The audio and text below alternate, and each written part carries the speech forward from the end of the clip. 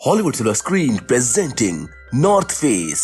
कहानी की शुरुआत में हमको बताया जाता है कि नॉर्थ फेस आइगस स्विट्जरलैंड का एक ऊंचा बर्फीला पहाड़ है जिसका असली नाम एल्पाइन फेस है और उसे वॉल ऑफ डेथ भी कहा जाता है। एक प्लान द्वारा उस फेस पर गए दो क्लाइंबर मैक्स और कार्ल को ढूंढने की कोशिश की जा रही थी। जब वो लोग नहीं मिलते तो उनको मरा हुआ घोषित कर दिया जाता है। उनकी मौत पर वहाँ की गवर्नमेंट ने चढ़ाई पर बैन लगा दिया था, लेकिन बैन के बाद भी न्यूज रिपोर्टर यही कह रहे थे कि जो कोई भी नॉर्थ फेस क्लाइंब को पूरा करेगा उसको ओलंपिक का हीरो माना जाएगा। 1936 में बर्लिन का एक न्यूज़पेपर ऑफिस दिखाया जाता है जहाँ एक मीटिंग में माउंटेन क्लाइंबिंग के बारे में डिस्कशन चल रहा है। वहीं पर हम लुइस को देखते हैं जो उस मीटिंग में हो रही बातों को नोटिस कर रही थी। लुइस ऑफिस की सेक्रेटरी है। जब लोग ये डिस्कस कर रहे थे कि इस बार क्लाइंबिंग के लिए सिर्फ जर्मन्स को ही क्लाइंबिंग के लिए भेजा जाएगा, तभी यहाँ बैठे एक आदमी को दो जर्मन क्लाइंबर्स की याद आती है जिनका नाम एंडी और टोनी होता है, जो माउंटेन बर्चसन नाम के यूनिट में बहुत ही फेमस क्लाइंबर्स होते हैं। तभी लुइस कहती है कि मैं उन दोनों को जानती हूँ, वो मेरे दोस्त हैं। ये बात सुनकर सब उसको इग्नोर कर देते हैं और उसका मजाक उड़ाते हैं। लेकिन मीटिंग खत्म होने के बाद लुइस का बॉस कहता है कि एंडी और टोनी अगर इतने ही अच्छे क्लाइंबर्स हैं तो वो नॉर्थ फेस की क्लाइंबिंग के लिए आगे क्यों नहीं आ रहे। लुइस बोलती है कि मुझको नहीं पता। तब उसका बॉस कुछ पैसे उसको देकर कहता है कि तुम एंडी और टोनी के पास जाओ, उनको बताओ जर्मन्स लोग यही चाहते हैं कि वो नॉर्थ फेस क्लाइंब करे। इधर हम माउंट बर्चसन का ऑफिस देखते हैं जहाँ टोनी और एंडी को कर्फ्यू तोड़ने के लिए टॉयलेट साफ करने की पनिशमेंट दी जाती है। यहाँ हमको पता चलता है कि बेस्ट क्लाइंबर्स होने के बावजूद भी इन दोनों की किसी को कोई कद्र नहीं थी। जब वो घर आते हैं तो लुइस उनका इंतजार कर रही होती है। एंडी उसको बहुत खुशी से मिलता है मगर टोनी उससे नॉर्मली मिलता है। असल में टोनी लुइस का एक्स बॉयफ्रेंड होता है जिसको लुइस छोड़कर शहर जॉब करने चली गई थी। शाम को लुइस उनको बताती है कि बर्लिन में सब उसका इंतजार कर रहे हैं कि वो नॉर्थ फेस क्लाइंब में हिस्सा लेंगे। एंडी खुश होता है पर टोनी कहता है कि पिछली बार की क्लाइंबिंग के दौरान मारे गए मैक्स और कार्ल को वो जानता था। वो बहुत अच्छे क्लाइंबर्स थे लेकिन वो अपनी क्लाइंबिंग पूरी नहीं कर पाए। इसके अलावा वहाँ आने वाली बहुत सारी मुश्किलें जैसे कि लैंडस्लाइड और स्नोस्टॉर्म जैसी काफी सारी मुसीबतें हैं, इसके लिए हम रेडी नहीं हैं। ये बोलकर वो वहाँ से चला जाता है। अब लुइस वापस आकर अपने बॉस को बताती है कि टोनी ने मना कर दिया है। ये सुनकर बॉस कहता है कि टोनी और एंडी से पहले दो ऑस्ट्रेलियन क्लाइंबर्स बिली और एडी ने अपना कैंप नॉर्थ फेस के नीचे पहले ही लगा लिया है और अब हम वहाँ जाकर उन दोनों का इंटरव्यू लेंगे। अपने न्यूज़पेपर के लिए न्यूज वहाँ से कवर करेंगे। वहीं एंडी की जिद की वजह से टोनी उसकी बात मान लेता है पर ऑफिस की छुट्टी ना मिलने की वजह से उन्हें अपनी नौकरी छोड़नी पड़ती है, जिसके बाद वो दोनों माउंटेन क्लाइंबिंग की तैयारी करते हैं। क्लाइंबिंग में काम आने वाला सामान लेते हैं लेकिन उनके पास ट्रेन टिकट के पैसे नहीं थे, इसीलिए दोनों 700 किलोमीटर अपनी साइकिल से स्विट्जरलैंड का सफर तय करते हैं। वो वहाँ पहुंचकर देखते हैं कि उनके आने से पहले बहुत सारे क्लाइंबर्स ने अपने कैंप वहाँ पर लगा लिए हैं। वो दोनों यहाँ पर ऑस्ट्रेलियन क्लाइंबर्स बिली और एडी से भी मिलते हैं और साथ में खाना खाते हैं। लुइस और उसका बॉस भी न्यूज कवर करने के लिए स्विट्जरलैंड की ट्रेन में बैठ जाते हैं। ये दोनों 5 स्टार होटल में रुकते हैं जहाँ और भी जर्नलिस्ट क्लाइंबर्स को देखने आए थे। यहाँ माउंटेन क्लाइंबर्स को कोई भी सुविधा नहीं दी जाती। क्लाइंबर्स अपना टेंट लगाकर सूप पीकर अपना गुजारा करते थे, जबकि बाकी लोग होटल में रहकर क्लाइंबिंग के बारे में बड़ी बड़ी बातें कर रहे थे।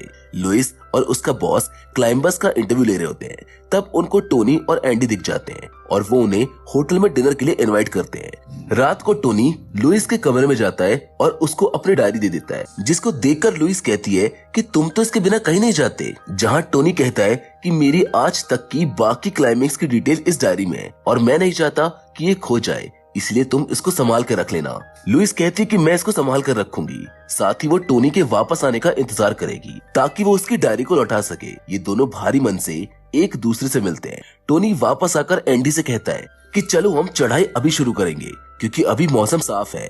ये रात 18 जुलाई की थी। दोनों ऑस्ट्रेलियन क्लाइंबर्स बिली और एडी उनका पीछा करके क्लाइंबिंग शुरू कर देते हैं। सुबह में सभी को पता चल जाता है कि 4 क्लाइंबर्स ने चढ़ाई शुरू कर दी है। सभी लोग उन्हें अपनी दूरबीन से देखते हैं। वहीं एंडी का पैर फिसलने से काफी सारे पत्थर नीचे गिर जाते हैं, जिससे वो सबको आवाज लगाकर अलग हटने को कहता है, लेकिन एक पत्थर बिली के सर पर लग जाता है। तभी बिली कहता है कि तुम और कोई रास्ता नहीं ढूंढ सकते, जिस पर एंडी कहता है कि तुम हमारे पीछे क्यों आए हो, अगर जाना ही है तो आसान रास्ते से चले जाओ। लेकिन वो फिर भी उनके पीछे जाने लगता है क्योंकि वो जानते हैं कि टोनी और एंडी बेस्ट क्लाइंबर्स हैं। उनके पीछे जाकर वो क्लाइंबिंग पूरी कर सकते हैं। बिली को चोट लगने की वजह से एंडी और टोनी उनकी मदद करते हैं। आराम करने के बाद सुबह को फिर से चढ़ाई शुरू कर देते हैं, पर बिली की बिगड़ती हालत को देखकर एडी उसको वापस चलने के लिए कहता है, पर बिली कहता है कि नीचे हमारे लिए कुछ नहीं है, टॉप पर जाने से ही हमको रिस्पेक्ट मिलेगी।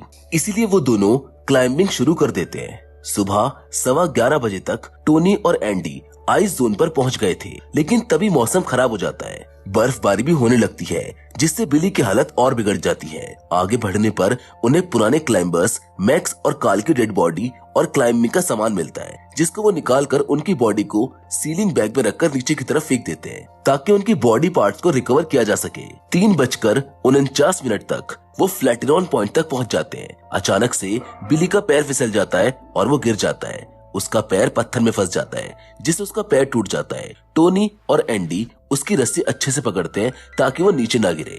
अब टोनी कहता है कि बिली की हालत बहुत खराब हो गई है, जिससे उनको नीचे वापस जाना ही होगा, क्योंकि अब बिली क्लाइंब नहीं कर सकता। तब एडी कहता है कि अब तक तुम दोनों ने हमारी काफी मदद की है, तुम दोनों क्लाइंबिंग करो, मैं बिली को लेकर नीचे जाता हूँ। पर टोनी कहता है कि तुम अकेले उसको नहीं लेकर जा सकते, ये इम्पॉसिबल है। जहाँ पर अब एडी कहता है कि जब हमको बिली के साथ जाना है तो नीचे जाने से अच्छा है कि हम ऊपर जाएं। काफी देर एडी के समझाने पर टोनी मान जाता है। मंडे 20 जुलाई को वो बिली को स्लीपिंग बैग में कवर करके क्लाइंबिंग करने लगते हैं। अभी वो कुछ ही दूर पहुंचे थे कि बर्फ का तूफान आ जाता है, जिससे रस्सी खुलने लगती है, पर टोनी किसी तरह हिम्मत करके रस्सी को मजबूती से पकड़े रहता है। इसी बीच उसके एक हाथ का ग्लव भी उड़ जाता है, लेकिन फिर भी वो अपने सब साथियों को लेकर ऊपर चढ़ जाता है। अब वो चारों एक कोने में बैठ जाते हैं, जिससे वो एक दूसरे को जगा सके, क्योंकि अगर उनको नींद आ गई तो वो बर्फ के तूफान में जम जाएंगे। सुबह 5:20 पर लुइस को याद आता है कि टूरिस्ट को नॉर्थ फेस की ऊंचाई और खूबसूरती दिखाने के लिए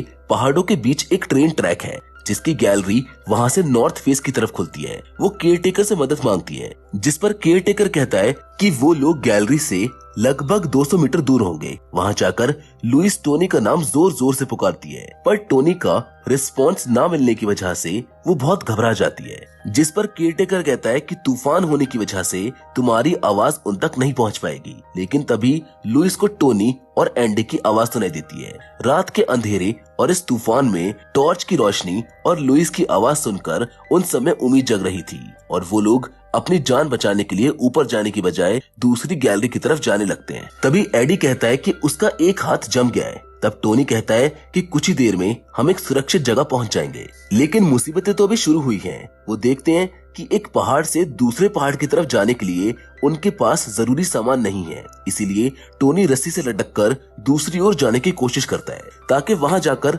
रस्सी बांधकर रास्ता बना सके, पर तेज तूफान और बर्फ गिरने की वजह से वो नाकाम रहता है। मगर टोनी भी हार नहीं मानता। वो फैसला करता है कि वो ऊपर जाकर उस गैलरी में उतरने की कोशिश करेंगे, और कोई रास्ता भी नहीं था। तभी लुइस का बॉस भी वहाँ पर गैलरी में आ जाता है। वो लुइस से कहता है कि ये तस्वीर तुम्हारी जिंदगी बदल देगी। वो कहती है कि वो यहाँ पर तस्वीर लेने नहीं आई, बल्कि 4 मरते हुए लोगों की मदद करने आई है। वहीं वो चारों नीचे उतरने की कोशिश कर रहे थे, लेकिन उनके ऊपर बहुत सारी बर्फ गिरने की वजह से एंडी बेहोश हो जाता है, और एडी का सर पत्थर से टकराने की वजह से उसकी मौत हो जाती है। टोनी एंडी को होश में लाने की कोशिश करता है, पर जिस रस्सी से वो बंधे हुए थे वो फिसलने वाली होती है। टोनी उस रस्सी को ही पकड़कर उनकी जान बचाने की कोशिश करता है। वो एंडी से कहता है कि रस्सी छूट रही है, हिम्मत करके ऊपर आने की कोशिश करो, लेकिन एंडी की ताकत और हिम्मत दोनों जवाब दे गई थी। तभी एंडी चाकू निकालता है और रस्सी को काटना शुरू कर देता है। टोनी उसको ऐसा करने से मना करता है, लेकिन एंडी उसकी जान बचाने के लिए खुद की कुर्बानी दे देता है, और उसने बस उससे आखिरी बार कहा कि तुम सही सलामत घर वापस चले जाना मेरे भाई।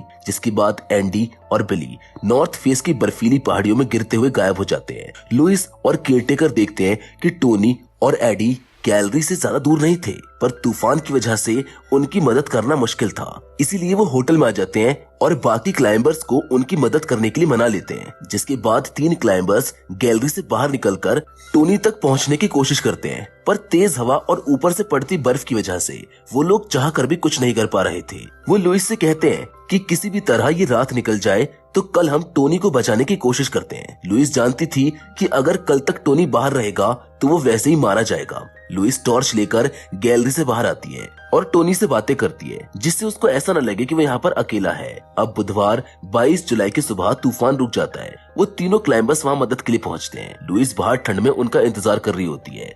अब क्लाइंबर्स टोनी को आवाज लगाकर कहते हैं कि हम उस तक नहीं आ सकते, तुम्हें अपनी रस्सी को गैलरी की तरफ गिराना होगा, हम तुमको नीचे खींच लेंगे। टोनी का हाथ और चेहरा ठंड की वजह से जम चुके थे, लेकिन फिर भी बड़ी मुश्किल से वो अपने दांतों से रस्सी नीचे फेंकता है। तभी एक क्लाइंबर कहता है कि ये रस्सी ऊपर जाने के लिए मजबूत नहीं है। वो सब देखते हैं कि टोनी धीरे धीरे ही उस रस्सी से लटक कर नीचे आ रहा है, पर कुछ दूरी पर ही रस्सी खत्म हो जाती है, जिससे टोनी वहीं लटका रह जाता है। तभी लुइस पहाड़ पर चढ़कर देखती है कि टोनी बेहोश हो चुका है। वो टोनी को आवाज देती है कि टोनी प्लीज उठ जाओ। वो कहती है कि थोड़ी कोशिश और करो, फिर हम दोनों हमेशा साथ रहेंगे।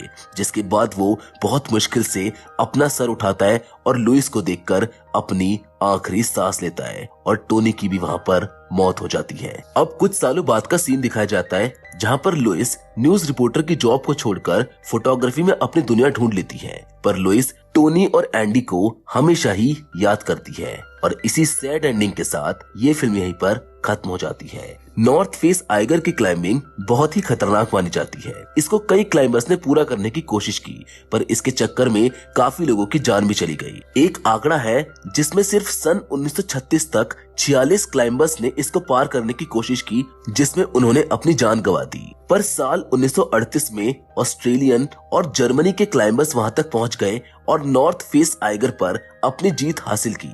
इसी जिंदा दिली और जज्बे की कहानी में आज तो बस इतना ही, लेकिन हम फिर से जरूर मिलेंगे, और वो भी एक और नई इंटरेस्टिंग कहानी के साथ। पर हमेशा की तरह तब तक के लिए धन्यवाद।